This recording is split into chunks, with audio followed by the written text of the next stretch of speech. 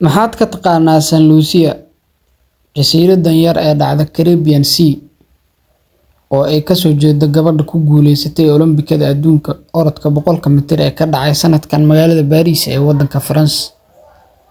Waxaan maanta ku soo qaadan doonaa barnaamijkan macluumaad ku saabsan taariikh ahaan, juqraafi ahaan iyo muuqaal ahaan dalkan yar ee dhaca Caribbean Sea. Calanka wadankan waxa uu egyahay sida tan. Calankan waxa uu ka kooban yahay dadka madow iyo dadka cad ee ku nool dalkan. Sidoo kalena calaamada jaalaha ah waxa ay matashaa iftiinka qorraxda iyo barwaaqada ka jirta jasiiradan.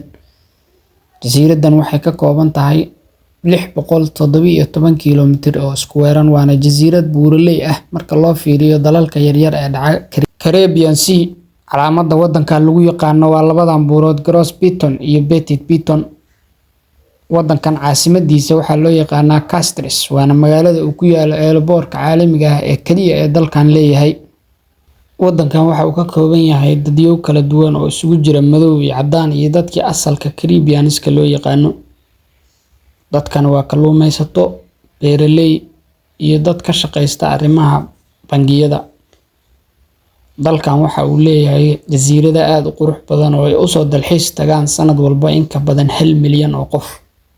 Dakhliga ugu badan waxa uu ka soo galaa dalkan dalxiisayaasha in ka badan 65% GDP-ga guud ee dalka. Sidoo kalena 10% waxa uu ka yimaadaa xagga beeraha, iyadoo ay jirto inuu dalkan ka shaqeeyo arrimaha bangiyada oo iyaduna dhaqaalihiisa ka ah qayb weyn.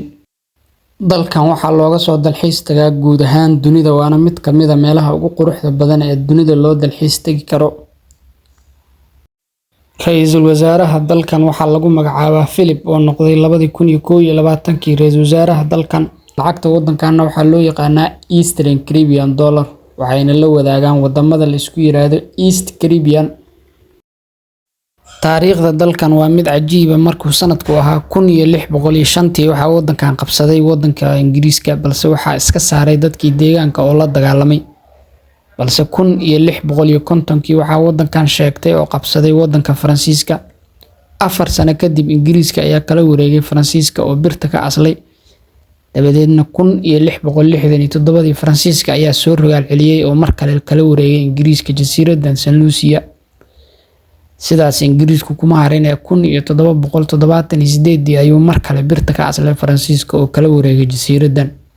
Jasiiradan waxay noqotay mid aad loogu dagaalamay, markaasna waxaa dhacday in bulshadii dadku ay aad u korodho maadaama la soo dhoofiyay dad badan oo laga keenay qaaradda Afrika si ay u beeraan sokorta. 1793 ayay Faransiisku mar kale qabsaday dalkan. Loolankii Ingiriiska iyo Faransiiska ka dhaxeeyana halkaa kuma ekaan, waa uu sii socday. Dabadeedna waxaa dhacday 1942 marka la soo gaaray waxaa wadankan Naasiyiintii Jarmalka ayaa soo weeraray jasiiradan Saint Lucia, balse sanadkii xigay waxa ay qaateen. Markuu sanadku ahaa 1979 xorriyadooda ayay qaateen. Waxaa ku dhacay dhaqaale burbur dalkan kadib markii 5 duufaano waaweyn ay ku dhufteen dalkan, taasoo burburisay kaabayaashii dhaqaalaha. Waxayna xoogga saareen inay dhoofiyaan mooska iyo dalxiiska. Si aad u daawato barnaamijyo fara badan oo ku aadan taariikhaha iyo dhacdooyinka dunida, ku soo biir Meygag Bro lana sii wadaag asxaabtaada. Mahadsanid.